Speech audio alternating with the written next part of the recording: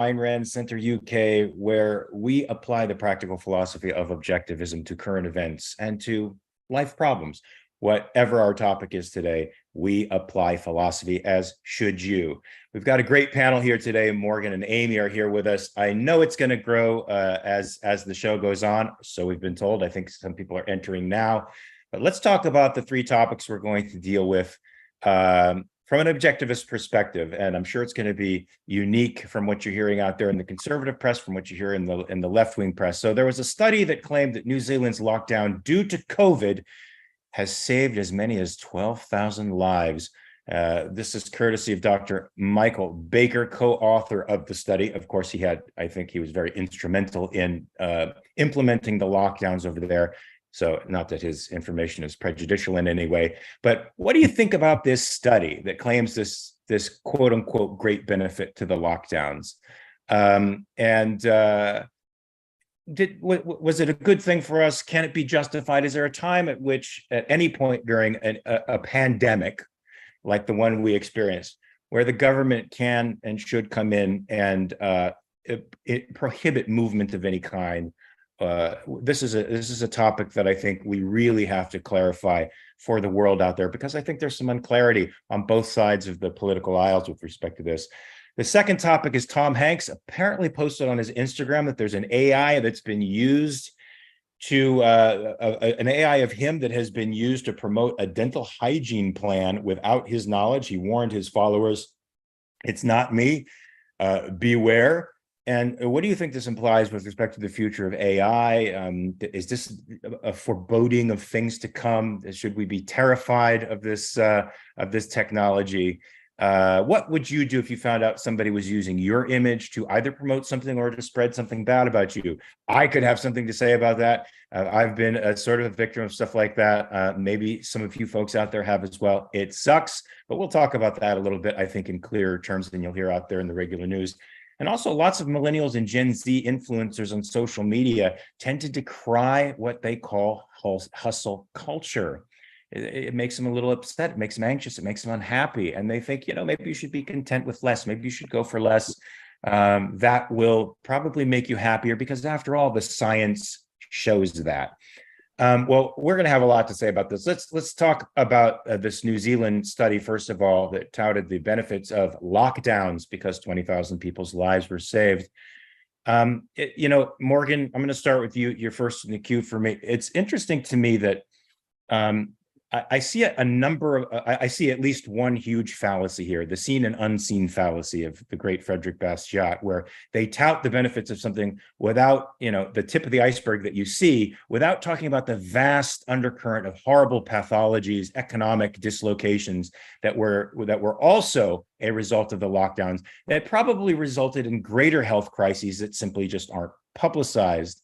But they also put us in this kind of false dichotomy where it's either you don't care about public health and we don't want you careless about public health, which I think is interesting. They want us in a constant state of crisis, don't they? They don't want us feeling comfortable or happy. They want us in crisis. So it's either you're over concerned about health or you're under concerned about health. In either case, the state has to step in and do your moral thinking for you. What do you think about this? Am I right? Am I crazy? What? No, I think you're definitely right. What's so extraordinary to me is the way that these doctors are talking about what happened in New Zealand as if it were some huge triumph that they need to cling on to as an achievement that they need to, preserve, as if it weren't a travesty what happened. The fact that one person got COVID and they locked down the whole country for that's appalling, to keep everyone else inside for one person being sick. No, I think it's really terrible. And exactly as you say, even if it's true, I don't know about the veracity of the study in terms of whether you can objectively show that 20,000 people's lives were saved or not. But what about all the other negative consequences in terms of people's quality of life? People whose mental well-being was really harmed, people whose economic well-being was very much harmed. The damage from that is not going to be recovered from anytime soon. Here in the UK, we're now in higher debt than we were in World War II for paying for all of this. That's going to be something that I'm, going to be paying taxes for the rest of my life, that my children probably are going to be as well. And for the sake of 20,000 people who, according to the statisticians, how do you measure that properly? Would these people have died anyway? I don't know. No, I think it's terrible. I think that this creep has come out of the woodwork to author this report to kind of justify the actions he helped with in perpetuating the lockdowns in New Zealand. I think it's a terrible thing. You know what, Amy? Aside from the $6 trillion added to our massive budget deficit due to COVID, thank you, Trump. Thank you, Biden, for adding all those trillions onto the shoulders of our children. And literally every child now born into America comes into America with a $94,000 debt immediately. Every taxpayer, $250,000 immediately. It's enormously draining on our wealth and our capital. But what about the rights violations? Nobody seems to think about that. They seem to think that emergencies, the ethics of emergencies come into play here. I'm reminded of Ayn Rand's concept, where moral agency goes out the window, and you're forced to choose between two horrible, almost equally horrible options, none of which you would choose under any circumstances. What do you make of this? Ethics of emergencies happen like this. They don't happen over a span of 3 years or more.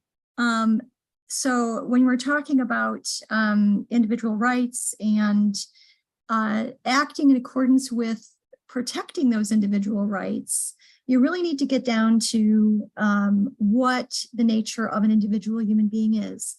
And it goes down to, in this case, because there's an emergency and a pandemic and all that, reason is man's basic means of survival. And this is what I have to say about this Dr. Michael Baker, who claimed 20,000 lives were saved. First of all, he talks about how if you don't lock it all down, that it's going, he called it fatalism. And I thought about that, and I thought, we're just going to give up and we're going to let all these people die. But we're talking about human beings here. We're not talking about guinea pigs. We're talking about people who actually think, who actually respond to events and circumstances and consequences. And they most often do actually act in accordance with their nature in a rational way, or at least eventually they do. So yeah, Amy, that bothered me. You brought up that point and I forgot about it. It's either we have a fatalistic attitude and go with the flow, or somebody has to control us. There was each individual has to make up their own mind with respect to their own freaking life. They have to decide what the risks and benefits are relative to themselves and make choices based on that. There was none of that autonomy anywhere in there. Yeah, there was just scare tactics. And now, granted, there are, situations where you're going to have hospitals that are overrun. We did have hospitals overrun in the United States, probably not New Zealand, but we had real life consequences there. And what you have to do as a politician or somebody who is trying to help a mass of people stay alive is you need to give them the freedom to see real life consequences and to learn from that, and then they will eventually be able to be trusted to act rationally. And so basically, my point here is that when you bar people from acting according to their nature, you are essentially harming or killing them. Reason is a person's basic means of survival. And then if you deprive a person of reason, of being able to act on that reason, you're undercutting any means of survival. So think about that. That's right. You're taking the human foundations of life away from them, deprive them of the right to choose, the right to think, the right to act on what they think, and all that seems terrible. But Mark, we have these rigid top-down systems, right, where the government pretty much controls our medicine. They control pretty much everything we do. And those systems cannot take influxes of people. We see it in the sanctuary cities of Chicago and New York. Now that immigrants are coming in, the systems are so rigid, they're so driven by altruism that they're overloaded. They simply cannot take these people that are coming in. And our medical system got overloaded for a period of time because doctors and hospitals were closing. Doctors are leaving because of Medicaid and Medicare. They're leaving because of this cartelized system of insurance that forces them to become paper pushers, puts distance between them and their patients. So we have a dearth of nurses, we have a dearth of doctors, we have the shortage of hospital beds, all of which comes from this down system that can't take influxes of people. I say free it up, make the medicine a free market, and those beds would happen. We wouldn't have to shut people down because influxes of people through pandemics like this would be subject to a fluid, a plastic system that could move with the flow, with the demand. What say you to that? Yeah. So Hank Reardon in his speech said, I could say that by violating the rights of one person, you're violating the rights of all, and your policies will not produce the results that you want. But I'm not going to say it because the issue is moral. Yes, a free market would have our health system grow, be more resilient, innovate better. We'd end up with better health outcomes. People would learn more because they take more responsibility because they weren't considering themselves wards of the state. All of the results of a free market would be great. But the question is a moral question. Should the state be telling us how to live our lives? Now, I think in order to answer that, the major argument people use is, but people are stupid. People are stupid. If we don't tell them how to live, if we don't stop them from going out into the world, then they're going to die. And we can't let them die. And so let's just cut off all moral responsibility, all moral agency. We're just going to take over for the stupid people, because what else are we going to do? We can't allow them. And that moral elitism where we, the government, we, the people in power, get to determine how other people think and act is the positive, one of the positives of COVID, and I'll say it's a positive of COVID, is that the response by the media and the government red-pilled a lot of people about the honesty of our media, the honesty of our government-based science institutions versus just the science itself. And when you look at how many people died in New Zealand, it was much less the United States. The 20,000 figure is a reasonable extrapolation if you assume that everything is the same. Now, the truth is that 3 times as many people die per year in the United States per 100,000 as in New Zealand. So we cut that by a third, and it's 20,000 over 3 years, essentially. So that's 20,000 down to 7,000, down to 2,500. That puts their deaths at about the same percentage as us if that 20,000 would have happened, if they hadn't done the lockdowns. Now, what is that worth? Right? What are the costs and the benefits of that lockdown? We can ask that question outside of the question of, is it moral for the government to do it? Is it appropriate for the government to do it? We can look at that, and that's for each person to decide. Do I think that my sphere of freedom is worth the risk of my life? You know, every time I drive, I risk my life. Every time I go out into public, I go to San Francisco, there's danger in that choice. I'm the one who gets to choose that. And so I think we should really differentiate between, are they using the science appropriately? Probably not.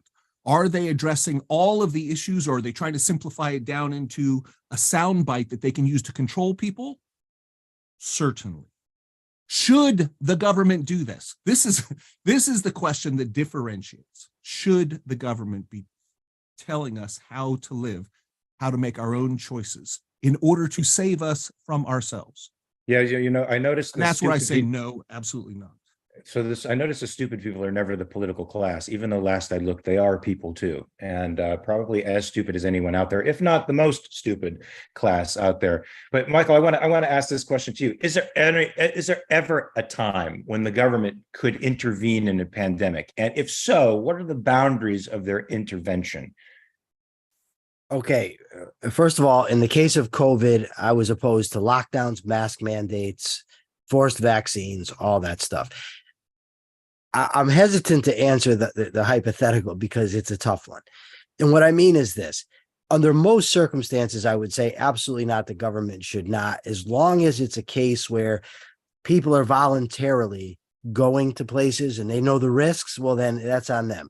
Now, suppose there were a case where the five of us went to an objectivist concert or conference, and it turned out that there was a deadly disease at this conference that everybody knew with 100% certainty. You get it, you're going to die within a month, and it's highly contagious. And then the five of us say, no, you can't restrict our liberty. We want to go to a party in New York. If the government came and said, no, you can't do that, that's too high of a risk, I would have no problem with saying they're right. The problem is it's never been that clear cut in my lifetime. I don't know if it's ever been that clear cut in history. And part of the problem is that the very people that we have to depend on to tell us how severe something is are the people I don't trust. So hypothetically, I could think of situations where I would be okay with a partial lockdown or something approximating it. But in reality, I don't think there's ever been that situation, and I'm hard pressed to think that there would be. I want to comment real quickly on the red pill that people took as a result of COVID, because I actually don't think that has occurred at all. I think that starting with the beginning of Donald Trump's presidency, and it must have been there, but the idea, the people who believe they've been red pilled, to me, are some of the dumbest human beings on the planet. To think of, stupid people. And this is what I mean. A story comes out and they say there's this one agency that has said that the Wuhan lab leak is probably wrong and it probably emanated from the lab. This group of people says, see, we knew it all along. It came from the lab. They don't say maybe it did. It possibly did. No, it did. Fauci's a liar. I agree. The government lies. I agree. That means that everything that these idiots come out with, that, there's thousands of people dying every day from the vaccines and all that other stuff. I think that the whole red pill idea, and let me just give some context. In prison, there's more than your share of conspiracy theorists. So I've been dealing with this for decades, arguing with these guys, and many of the same things that are just coming out mainstream now, I've heard long ago. And they tend to use it as a means of saying, I know more than you. I'm special. I'm smart. I have the inside track. You're all sheep.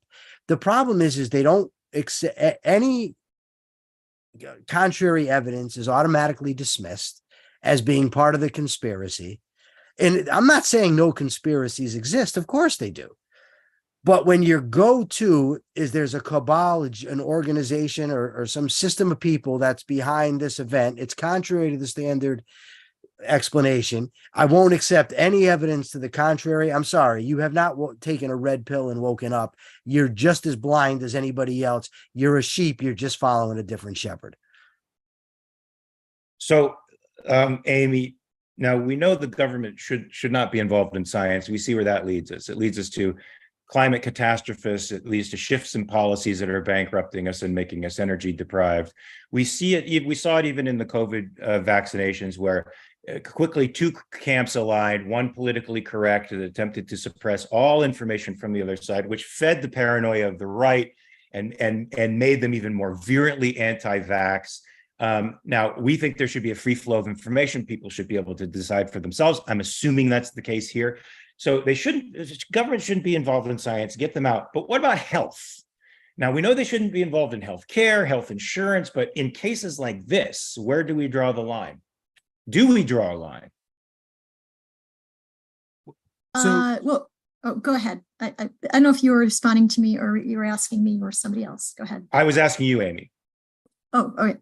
So all I have to say about that is that, there was a lot of reactionaries out there just reacting to it and emotionally reacting to news and information. And heck, I mean, even some people out there who were raving mad with Amish Adalja, even though he if you haven't listened to his latest from the last OCON, you really should, because that might redeem him in your eyes for those out there who didn't like how he handled things.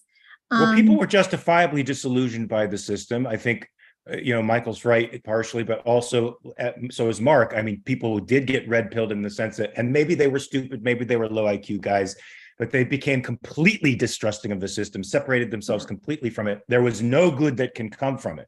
And I'm wondering aloud, we may have already answered this question, if there's any place for government in health, like in this case, No. restricting people who are infected, right? Saying you have to remain isolated, but leaving people who are healthy otherwise alone. I mean, other than trying to test, trace, and isolate to protect individual rights, sure. Okay, encourage that. I'm not entirely sure how that all looks exactly in a proper legal system.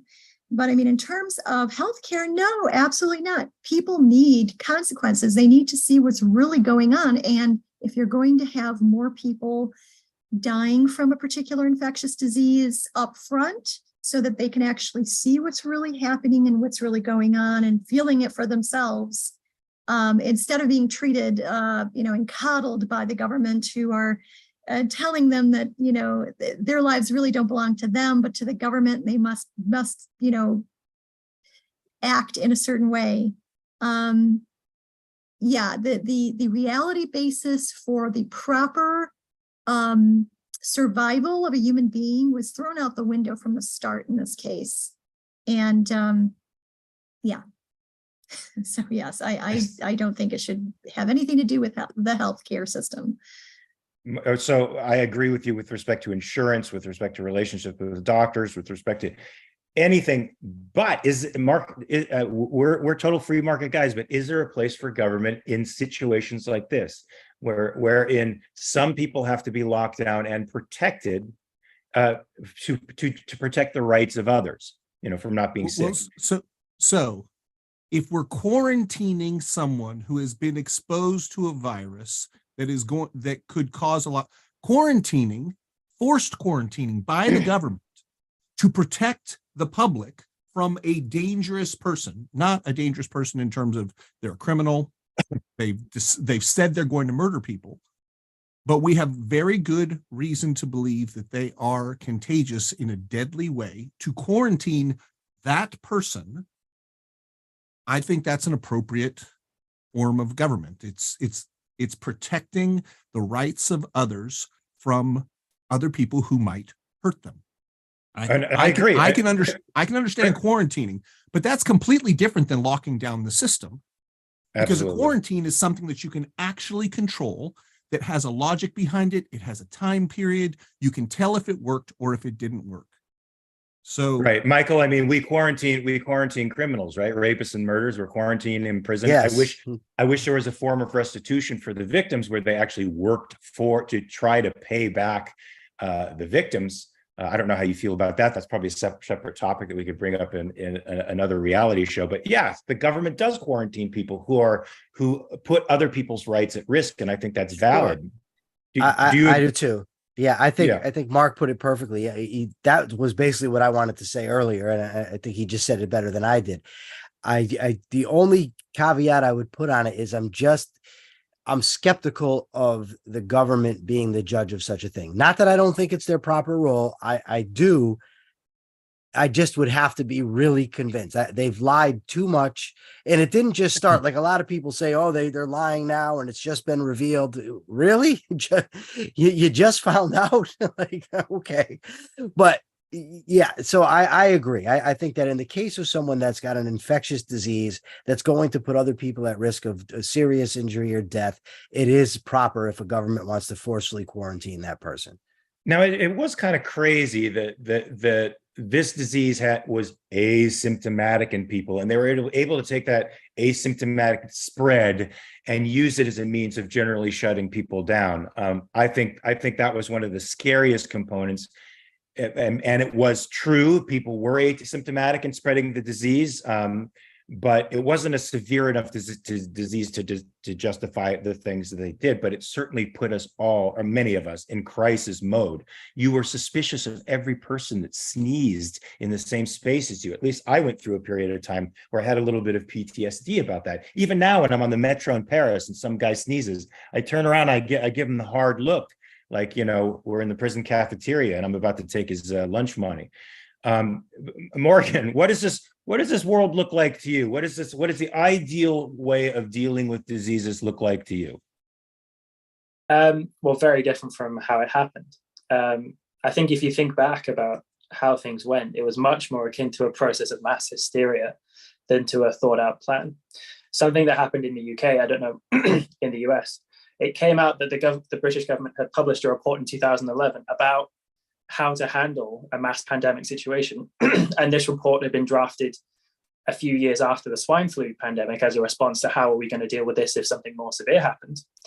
And the government's plan had been to, one of the principles of it was to ensure minimal impact on the economy, to quarantine the people who were sick, and to give people as much information to make the decision for themselves, i.e. much more akin to the ideal solution in my mind.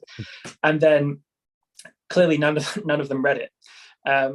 What we've had happen since COVID is a number of inquiries have gone on to see how government ministers handled the unfolding situation. And no doubt it was very shocking and it was an intense period, blah, blah, blah. But basically a lot of them had no idea what the plan was. Dominic Cummings, who was the special advisor to the Prime Minister at the time, Boris Johnson, said there was one notable moment where the head of the civil service walked in and said, "I think we're fucked." The word for word, that was his response to what was going on with COVID. And so they hadn't read their own report. They had no idea what they were going to do. They saw how China reacted. They saw the really big problem in Italy at the time, and they thought, well, Italy's locked down, let's follow suit. And it's terrible. So, unfortunately, the British government had the solution. It did seem to be like a sort of like people sort of looking around, seeing what the other governments were doing and then doing that. And then once they committed to that, it became impossible for them politically to remove them, for many of them to remove themselves from that. So it's like, to save face, they kept fucking us over for month after month after month after month. Yeah, I think there's definitely a part of that. I think there's also a way in which we were reaping what we've sown over the last number of decades in terms of our relationship between the individual and the state, where we've ceded ground so much about how much power they have over our lives and what they have the ability to do. So that when it came to that situation, although, at least in the UK, ministers felt skeptical whether they could actually go through with a lockdown, and then they saw in Italy, then they thought they could get away with it. The idea that it could even cross their minds as being feasible for them to get away with, like, if that is the consequence of a long period of bad choices. And so we're reaping what we've sown. Yeah, I mean, this should be a lesson to everybody. You give the government the power over your moral agency because you think you're getting something better. But what you're giving away is your moral agency and power over your life, and they now control what you do because you gave them that control. So guess what, folks? Stop it. Stop. Don't give them that control anymore. Yeah, you're going to have to be more conscious of things in your life. You're going to have to be conscious of the medical plans that you buy. You're going to have to be conscious about the things that you eat, the kinds of exercise you do to avoid, getting comorbidities that can make you sick. You're going to have to be conscious of aspects of your life that you've thus far given over to the government. If there was no Social Security, you'd have to be considerate about how you spent your money and how you saved your money. Tough. It's harder, but in the long run, safer, right? I mean, your rights are protected. That's the safer world. Or am I just deluded? Is this just libertarian nonsense? Is this just objectivist? No. Can I share a brief story just to illustrate how incompetent government is? So, being incarcerated during the entire COVID fiasco, I was able to see on a daily basis the incompetence of government. This story that I'm going to tell is just indicative of everything they did.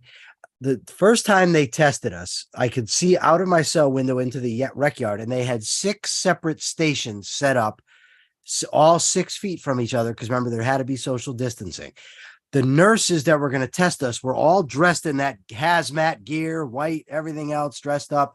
They were only letting 6 people go at a time because everybody had to be distanced outside when they were getting tested. They don't want to pass the test. Then right? you're going into prison cells. Right. Well, it's worse than that.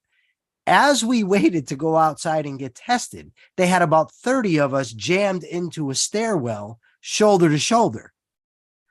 But when you got outside, where it's lower risk, you had to be social distance. And I dealt with that on a daily basis, that type of thing, for 3 years. So there's no doubt in my mind that these people do not know what they're doing and should simply not be trusted. They should be involved as little as possible. Yeah, let's not forget that when Gavin Newsom was closing down restaurants here, he kept his wineries open. When he was forcing everybody to wear masks here, he was at the French Laundry, buying a $400 tasting menu, maskless, with 12 of his friends. So as far as I'm concerned, they can all go fuck themselves. Catherine gives us $1.99. Thank you. Catherine, also $4.99. What do you think will actually happen if we find ourselves dealing with another contagious disease? Now, I think they're definitely trying to prime us for this. Maybe this is a conspiracy theory. I hope to the non-existent God that we don't fall for it again. Do you think we will? Do you think people will just comply? Yeah. Yes. Damn. Yeah, absolutely. Damn. We're fucked. Guys. Well, so and I'll say it's even worse than that, because we're moving into an age very soon of garage-based biotech diseases, right? That's we're 10 years away from people being able to recreate the Spanish flu, people being able to recreate viruses in their garage and put them out into the world. The work they were doing at Wuhan is getting more and more democratized. We will have these types of challenges, and the question is, how are we going to deal with them? Right? It's going to be a huge problem. Each person is going to have to learn how to address these kinds of issues, and unfortunately, the government can use the dodge of, we're doing this for your own good. We're trying to save lives. We saved 20,000 lives in New Zealand. We don't look at any other statistic. We don't look at any costs, only the benefits on the one thing that we think about. And we use that to justify our policy. And unfortunately, I believe that the government is going to use this again and again, and that people are going to fall for it again and again, even though they resist, because they've learned. I don't believe that the people, the American people especially, have the guts and the clarity to fight off that kind of government overreach, because they don't have the philosophy that's required to make the argument and convince themselves to generate the courage. Before I get to Amy and Morgan, because I know you guys didn't quite answer this question, we should cue the Twilight Zone music, because we had a national emergency cue, right, that happened. I want to ask all of you here. I don't hear the Twilight Zone music, but it's going off in my own head. Has that ever happened before in your lifetime? I don't remember ever a national emergency alert. Do you guys remember something like this? No, there's there's statewide Amber Alerts, perhaps. Yes, but a no, national, right? a coordinated national. Michael, do you see where I'm going with this? I do, but it would happen in August 2021. I wasn't out here for it, but I read about it. Oh, Christ. All right. It said the last time they've done this is 2021. Oh, and once I saw that, they said the last time, so that wasn't the first time. So I now whether they really didn't. The article I read could have been lying. I don't know, but I know I read they did it in 2020. Okay, record screech, Twilight Zone music off. Okay, they're not prepping us maybe for another pandemic, but Morgan and Amy, what do you think? Do you think people are going to fall into it again? I think they're going to fall into it much less than they did, because we really didn't know what we were dealing with when it first came over, through Seattle from west coast to east coast. we weren't entirely sure. There was more rational, cooler heads at that time, and everyone thought, well, in a couple of weeks it'll lift this lockdown.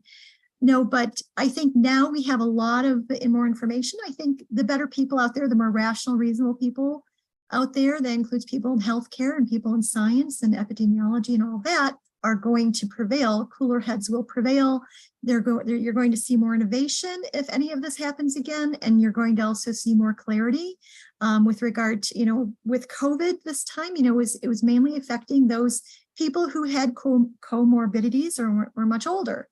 So hopefully we're not going to be seeing, with New York State sending COVID patients to hospice centers or assisted living centers so that they can just kill off all the old people.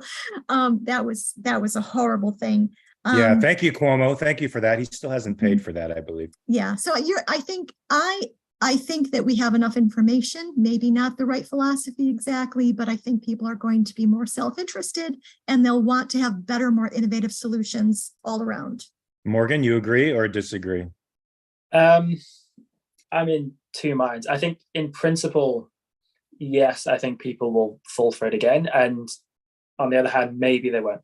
In that that fundamental thing, which I kind of mentioned before, that I think allowed this to happen, which is the relationship between the state and the individual, that will still stay the same. So I think kind of on a principled front, the government will still think it has the right to do this. So if they're put under the right kind of pressure again, I think they'll do it again. And in the UK, the kind of PR around lockdowns, even though it's negative in the sense that people obviously didn't like them, people aren't quite brave enough to stand up and say this was a terrible thing.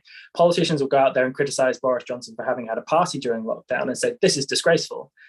But they're saying it's disgraceful because everyone else was suffering and you kind of weren't, whereas it should have been, no one should have been in that situation in the first place. They won't kind of make that final step. However, part of the reason why I think that maybe they won't accept it is dependent, at least in the UK, on the results of what we get from the inquiries into COVID.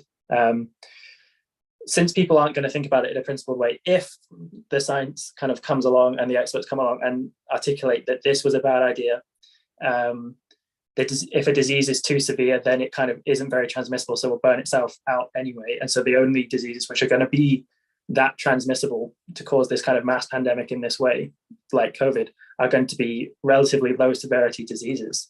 If they articulate something like that, I think that could maybe get through. And then maybe governments will think twice in the future. Ashley Shrug, good concepts, Morgan. Ashley Shrug for $1.99. Thank you, Walter Bishak, for €3. Catherine asks another question for $1.99. How should people respond to a government lockdown? I say that's I don't think there should be a general government lockdown. So if there is, there should be a general resistance to it. This is my opinion. But if it's a coordinated, rational attack on isolating those people who are sick, fine. I think that's the legitimate place of government, but they cannot lock down businesses. They cannot lock down the populations. They can't shut down the economy. Christ, these people are afraid and throw a tantrum when the government is going to shut down. And to me, that's good news. And yet they shut down the entire world, and it wasn't supposed to be a travesty, right? I mean, whenever I hear the government is going to shut down and they put the countdown up there during the debates, during the hearings over ousting McCarthy, I'm like, oh, good, 2 days until these criminals are no longer stealing from us. That's great. It's like the ball coming down in Times Square for New Year's Eve. It's like, yes. And we should have all gathered there screaming when it finally dropped down. Yeah, we're free. Screw these people. Anyway, folks. So I think, Hey, Mark, can I ask a question? Well, Yeah. I actually like Catherine's question because it was occurring to me, and it's easy to say, no, we're not going to go that. We won't fall for that again. But ultimately, you're talking about government force. So if the government mandates that we wear masks, I mean, how many people here are willing to go to jail in order not to wear a mask? I'm not. If they came to me and said, listen, we're going to either arrest you or you're going to put on the mask, I'm going to put on that mask.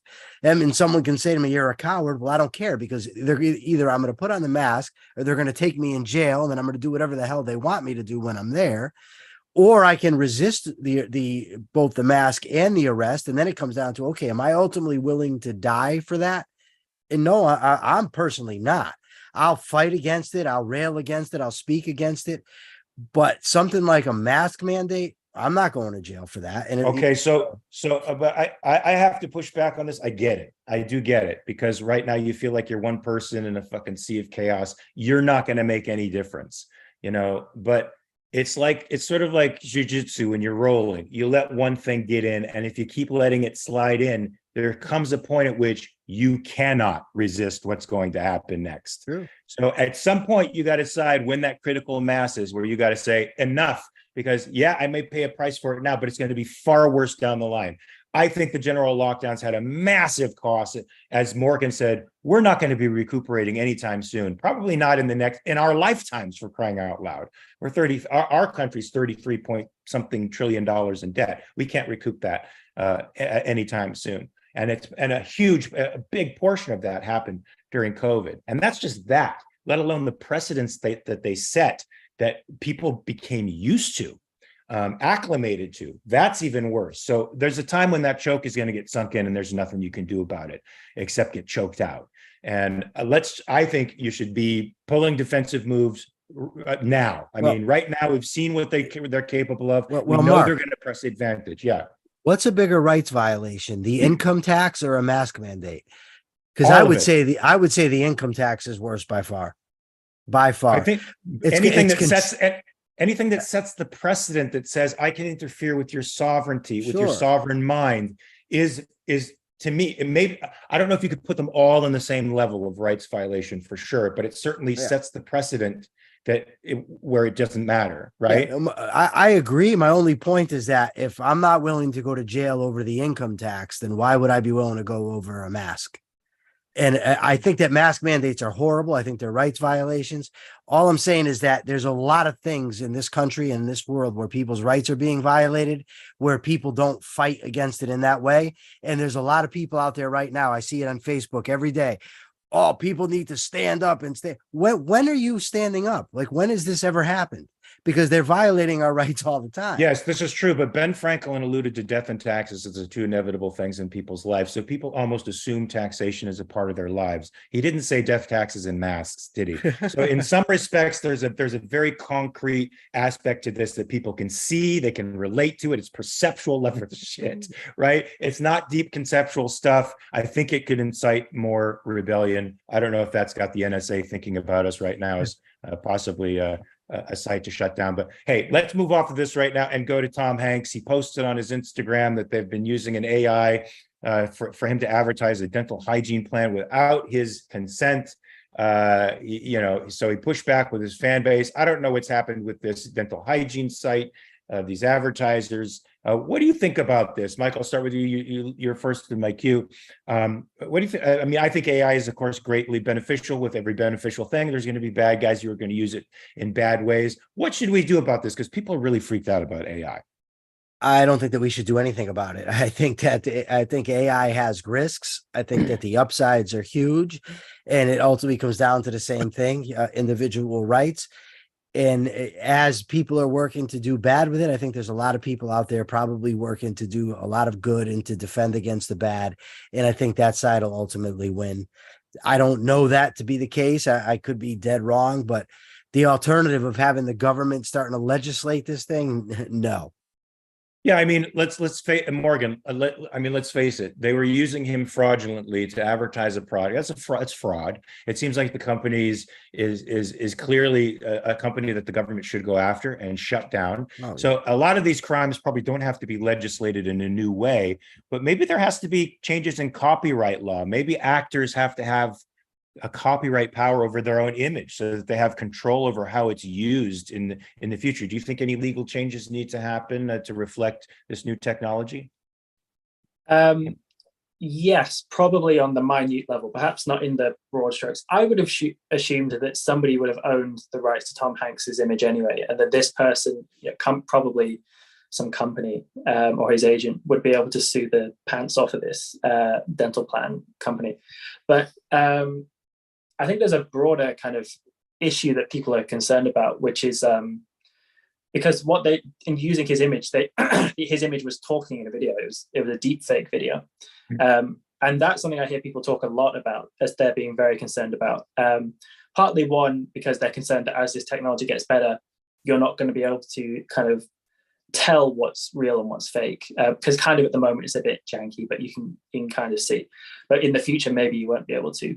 And two, I hear lots of people raise it in the area of pornography, that people are going to maliciously make it look like someone has done X thing, online. It could be a famous person, it could just be anyone, and you can kind of trash someone's reputation just by posting something like that on the internet. And in the age of assertions being the same as indictments and convictions, I mean, that is certainly a very dangerous thing. So what do we do about it? Well, that's a good question. I mean, I don't know. I would assume that there's already laws of that, about kind of, I guess, revenge porn or something like that on the books. Perhaps I don't know how severe those are. Perhaps because that's something that I should probably carry a fairly heavy sentence. I don't know that there is. A girlfriend of mine had a boyfriend that harassed her and put up her number and put her on Facebook as if she was an escort. And no legal professional would respond to her. So I made it the effort to go over to the guy's house and make sure that he never did that again. And he took it down immediately. So I was the law in that case. I don't know if these laws. Lucifer to the rescue. Yeah, that guy will never do that again. So they definitely should make laws that enable them to track or trace. Now I don't know. Now I don't know. Michael, bail me out here. What kind of laws could they make to assure that you can find the fake guys that are trying to malign somebody or destroy their reputation or destroy their careers? Well, fraud is already against the law. Slander and libel are already on the books. So the only thing in these cases, I guess, would be the type of techniques that would be involved in order to do the investigation. But culture also has a way of evolving to deal with these things. And as these deep fakes become more and more where you can't tell the difference, people will just become less trusting of images like that, because you're going to know, okay, this might just be a deep fake. Especially, I mean, if all of a sudden I see Mark Pellegrino and Morgan Carter in a video and they're touting Marxism, like I'm going to know, okay, that's not real. You know what I mean? So if it goes that far against somebody's known character, people are just going to know.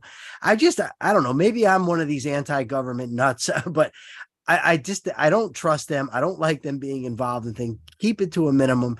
And of course, if you're defrauding someone or making a fake image about somebody or violating somebody's rights in some way, yes, do something about it. I just don't want them stepping in to start outlawing AI specifically, or you can't do this, or you have to report your AI use, because that just leads to nightmares.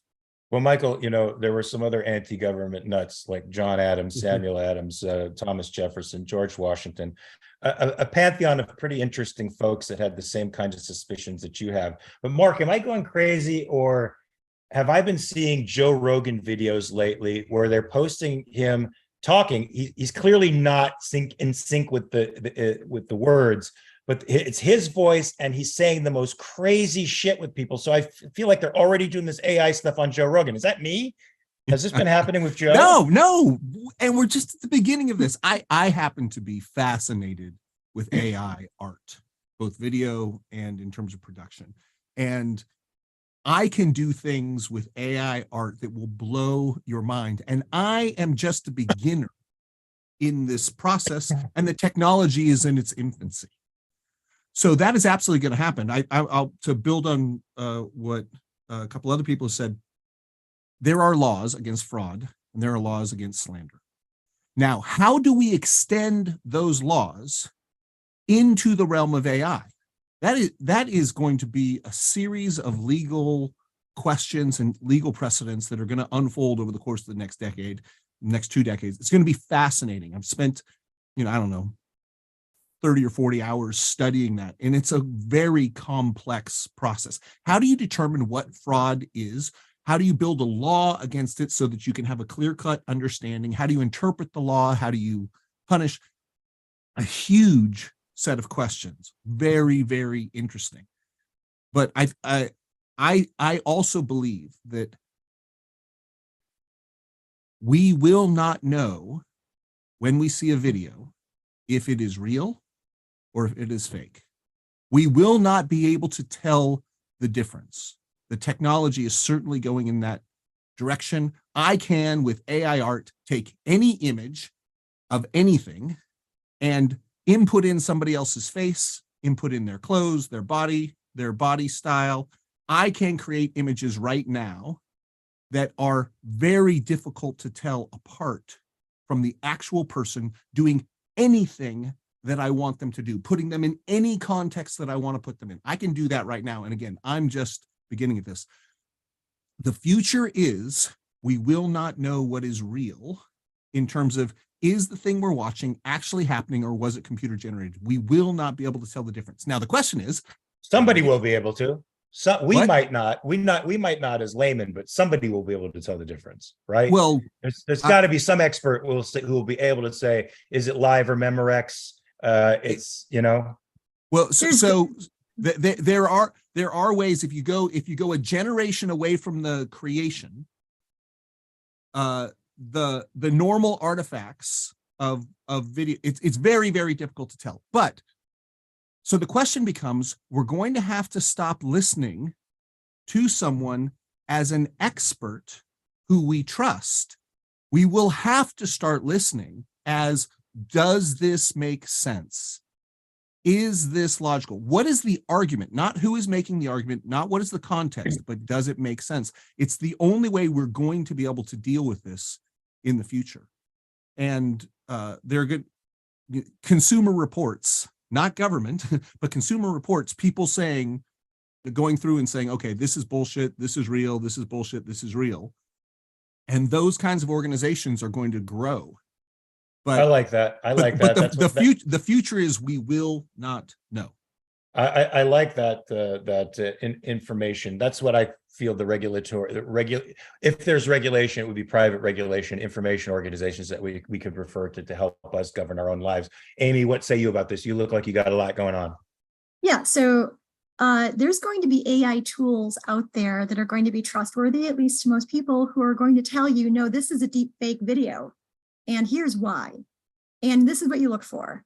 And so yeah. AI is a tool. It's a tool. It's not going to take us over. It's not going to blow up the world. It's, so back in the days of Photoshop, people photoshopping people's heads onto another person's body. That's when this all started. This is nothing new. And for people who are celebrities, it's going to be appropriate. It's going to be important for them to keep calling this out and saying, I saw this video of myself. It's not me. And yeah, I have to do that. I have to do that all the time. I have to do that all the time with fake accounts on Twitter that are trying to rip people off for money. They exactly duplicate my profile and they try to pretend and they gather fans. And I'm like, this ain't me. Get rid of them. And I'm sure they've done the same thing with respect to tweets. They've done the same thing with my image. Somewhere out there, it's floating around. I'm doing something terrible or saying something terrible, and somebody thinks it's me and hating my guts for something I didn't do. But you're right. This isn't the Frankenstein. Let's not freak out. Let's enjoy the benefits, understand what the bad things are going to happen, and fight those when they happen. Yeah. And I'm not a lawyer, but I can say I looked this up. In most states, you can a person can be sued for using someone else's name, likeness, or other personal attributes without permission for an exploitative purpose. Usually people run into trouble in this area when they use someone's name or photograph in a commercial setting.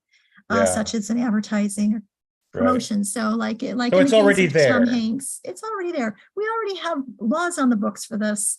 And we just need to count on celebrities not to raise a ruckus and not to demand that their politicians save the day, but just keep calling it out, litigate it if you want to. That's it. That's the thing. That's the thing right there is stop asking the political class to bail your ass out. Tom Hanks did the right thing. He said, this is fake. And now if he wants to go on his own and proceed legally against these people, they're fucked. Great. It's good that he does that. We stop asking the political class to solve your problems. I hate when something happens in a state and everybody gets their panties in a wad because the president won't go down to that state to show his compassion and to offer, our pockets to help bail that state out of whatever problem it's in. Does that sound bad? No, it sounds like I'm treating you like a freaking adult. Be an adult. It's okay. Come on in. The water's fine. It feels great to be an adult. It sucks to be an infant. You don't want that. You grew out of it. You spent your time growing up. Are you 6? I'm 6.5, man. Well, embrace it. Embrace your adultness. It's a good thing. Ashley shrugged $1.99. Let's get James Valiant on the legal piece. I don't think we have to. I think Amy solved it. I think Michael solved it. I think Mark solved it. Morgan did. Equal to reality for £5. There are already AI programs which perfectly detect AI images and videos. C'est la vie. We're there, folks. Voila, problem solved. So look, the last topic we have is Gen Xers and millennials. I might have to do a hard out here in a few minutes, guys, but hopefully we'll solve this problem in 4 minutes. Apparently Gen Xers and millennials have this problem with hustle culture. I watched the video. I didn't get a chance to read the article. Is hustle culture bad? Is there something about the way in which people approach hustle culture that's bad? I personally think being aspirational is fantastic. It gives me a lot of joy, but I'm not looking at it to be better looking in anybody's eyes. I'm not looking at it to grow stature. I'm not looking at it so other people think I'm great. I'm looking at it because I want to be a better man for myself, for my family, for those around me that I love. And I just want to be better. And I like being better. And it doesn't freak me out that there's a guy on Men's Health magazine who's got more abs than me. It just matters that I'm feeling healthier and better about myself. Michael, what do you think about this crap? I really hate this kind of story. And the reason I hate it is because it depends on so many factors. Is somebody burning themselves out in a dead end? Are they trying to reach an unrealistic standard? Are they just motivated and ambitious to be better, like you just said, and do the right thing? Are they trying to impress somebody else? Are they neglecting are they telling their wife, this guy, I'll be home at 6, then comes home at 11? There's just so many factors involved, but the underlying idea that I think is there, that it's wrong to be ambitious and to work like hell to achieve your goals, that's just silly. But like I said, there's so many factors that can be involved where you can point to someone that's been burnt out and say, look, there's evidence this doesn't work. But, there's all types of things contributing to why that person's burnt out. It's a very complicated thing, right? I mean, the aspirational world, why people are engaging in hustle culture, certainly their motives have to be considered when we're seeing the psychological effects of it, right, Amy? I mean, if you're just aspirational, that's a damn good thing. Ambition is a good thing, not a bad thing. But it depends on what your ambition is for, why you're doing it, right? Yeah, Ayn Rand quote that's applicable here is, a creative man is motivated by the desire to achieve, not by the desire to beat others. And but going back to the article here, I really hate it when people try to collectivize a group by their age, like Gen Z is some sort of monolithic entity. There's no individuals in it. And it's really rude to talk about people like that. So, but I mean, hustle culture has always existed, and it's especially within entrepreneurs and business owners. And everybody needs to, I agree with Michael and you, everyone's going to determine what their goals are in life, what they really love to do. If they really love it that much, they should do more of it if they want to. Yeah, Mark, do you have a problem with do you need to do less? I mean, does this more thing put you up in an impossible bind? Does it screw you up, make you unhappy? Right. So Amy and I are coaches. We do this all the time. The question is, you want to get better. You want to up-level yourself in some way, shape, or form, some dimension. Now, if you set your goal too high relative to your skills, you're going to fail, and that might be demotivating depending on what you learn from that failure. The key is to aim and then learn, and then aim and then learn. And that's called the American spirit. We are an entrepreneurial, innovative, self-reliant culture.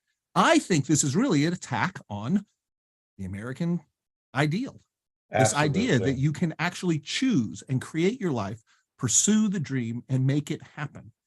Now, so of course, you have to choose goals that you have some possibility of achieving based on where you're starting from. And not everybody starts at the same place, and so they shouldn't have the same goals. But That's coaching 101. Yeah, and understand you're going to make errors. You don't have to, and accept it in the sense that that's just the nature of growing and learning. Make growing and learning your ambition, not being perfect in the eyes of others. You can be perfect in your attack at growing and learning. You're not going to be perfect as in without error. Those things are going to happen without making mistakes or with gaps in your knowledge. All that stuff is going to happen. You're going to have to accept those things. Yeah, absolutely. If you're not failing, your goals are too low. If you're not succeeding, your goals are too high. Right? You have to set up your goals so that you have a mixture of failure and success, and you learn from that process, because it's the learning that matters. It's not the goal that matters. It's who you become in the process of achieving the goal, so you can get the goal behind the goal and the goal behind the goal and the goal behind the goal, to become a human being who can consciously and intentionally achieve their values. That's the game. Those words are gold. Morgan, what say you about this? I think I'm probably the people that are criticizing hustle culture. I think I'm the person they're trying to talk to in a way, because I'm definitely the person who like tries to do way too much and ends up burnt out and then not doing any of it any good. Like that's like 100% my problem. And I'm recently trying to rein myself in so I can like get the basic stuff down. And then, have you read Essentialism? Are you reading that? No, but I saw Nikos's video about that. It sounds like a very good. It sounded like it was addressing my problem. Yeah. Did you like it? Yeah, I'm liking it. I'm about 3/4 of the way through, but it is good, folks. Sometimes saying no is good. Paring down to essentials is very good, and it'll help you if you're getting overwhelmed by doing too much. Did you want to say any final comments on that, Morgan? Because I have a hard out here. I got to do announcements and get out of here. But do you want to say anything final about that? Just that I guess I agree with Mark. Like that essentially there's a kind of cynicism in the criticism of hustle culture. About kind of, that song, I can't remember who sings it. It's like 9 to 5, what a way to make a living. It's kind of like the spirit of the song is like working hard and you're just getting by and you're going to fucking do it one day. Like there's a kind of criticism of that attitude, which I think is actually quite an admirable attitude. And people can probably take it too far. And there's a kind of, if you ever watch those kind of hustle culture videos, there's a kind of like, I don't know, like a simplicity about them sometimes, or something that seems a bit oversimplified. But essentially, I think the people who are criticizing hustle culture are criticizing people who are ambitious and want to be productive and do really well. So yeah, I think it's a bad thing ultimately. All right, folks, upcoming shows at 10:30 p.m. UK time. TV Talk with me, Jacqueline Schumann, Jennifer Boani on The After Party, a very entertaining show, folks, on Apple TV. Special announcements tomorrow, Saturday at 4 p.m. UK time. Money Creation and Its Consequences course with Jim Brown for ARC UK Platinum members and above. Tomorrow, Saturday at 6 p.m. UK time. The Trial of Dagny Taggart for ARC UK Platinum members and above. Ooh, all of it looks interesting. Folks, I think it's been a very interesting panel today. I think we solved the world's problems. We might not have to come back on Monday to deal with any more issues, because I think there's going to be no more news. But if there is, just in case there is, I want to encourage all you folks to like and subscribe this content out there. Spread it around. People need rational philosophy. And while you're doing that, please remember to always check your premises. Peace.